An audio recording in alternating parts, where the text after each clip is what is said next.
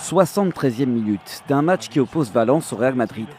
Le joueur brésilien Vinicius craque et désigne un supporter du doigt. Voici ce qu'il entend depuis le début du match.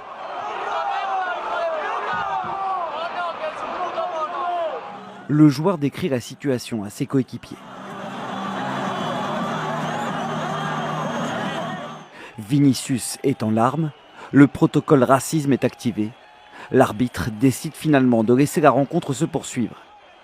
Quelques minutes plus tard, Vinicius est exclu pour ce geste alors qu'un autre joueur de l'équipe adverse l'avait agrippé par le cou. Au moment de sa sortie, des cris de singe sont alors entendus. Tout au long de ce dimanche, Vinicius a été la cible de plusieurs supporters valencians lors de la sortie de son hôtel.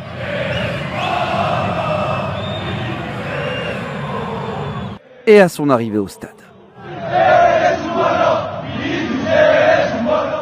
Après le match, le joueur a publié un communiqué. Le racisme est normal dans ce championnat. Le championnat qui appartenait autrefois à Ronaldinho, Ronaldo, Cristiano et Messi appartient aujourd'hui aux racistes.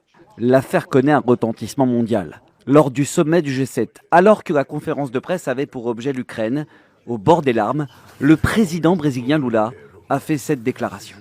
Il est injuste qu'un pauvre garçon qui a si bien réussi dans la vie se fasse insulter dans tous les stades où il joue.